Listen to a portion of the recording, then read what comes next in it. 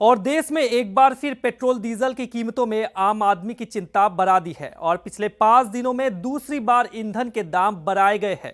Petrol पर 46 पैसे और डीजल पर 83 पैसे प्रति लीटर की बढ़ोतरी हुई है और राजधानी दिल्ली में पेट्रोल अब 98.64 रुपये से डीजल वही 91.58 रुपये प्रति लीटर पहुंच गया है और वही सीएनजी के दाम भी बढ़कर 80 रुपये के पार चले गए और पश्चिम एशिया में बढ़ते तनाव, कच्चे तेल की कीमतों में उछाल और रुपये की कमजोरी का सीधा असर अब लोगों की जेब पर दिखने लगा है। तो आपको ये बड़ी खबर दे रहे पेट्रोल डीजल और ईंधनों से जुड़ी, जहां पर देश में एक बार फिर पेट्रोल डीजल की कीमतों ने आम आदमी के जेब पर बड़ा प्रहार किया है और पिछले 5 दिनों में दूसरी बार ईंधन के दाम बढ़ाए गए हैं और पेट्रोल पर 46 पैसे और डीजल पर 83 पैसे प्रति लीटर हुई है बढ़ोतरी।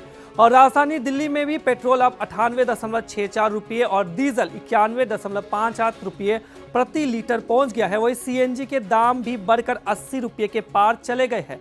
वही पश्चिम एशिया में तनाव बढ़ने के कारण और कच्चे तेल की कीमतों में उछाल और रुपये की कमजोरी का सीधा असर अब लोगों की जेब में पड़ता हुआ नजर आया है और नौकरी पेशी लोग और ऑटो रिक्शा चालक और बता दें कैब ड्राइवर सबसे ज्यादा प्रभावित हो रहे हैं और आने वाले दिनों में महंगाई और बढ़ने की आशंका जताई गई है।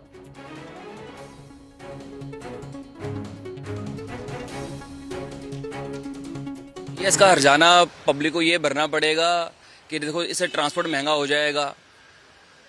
कुछ भी सामान चाहिए, हर चीज़ के लिए ट्रांसपोर्ट चाहिए, सामान आएगा जाएगा, ग्रोसरी हो गई, दूध हो गया। पेट्रोल के रेट बढ़ने से इफेक्ट ये होगा कि महंगाई बढ़ेगी। अब नॉर्मल सी बात है, पहले ही अमूल ने 2 रुपये कह के 5 रुपये लीटर दूध भी बढ़ा चुके हैं।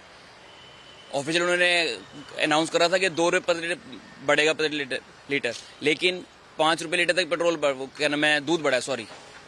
लेकिन उसका इफेक्ट यही जाएगा कि पब्लिक परेशानी होगी और होना शुरू हो गई है। अब तक महंगाई अब दिन बर दिन और बढ़ेगी। बढ़ेगा बढ़ना चाहिए।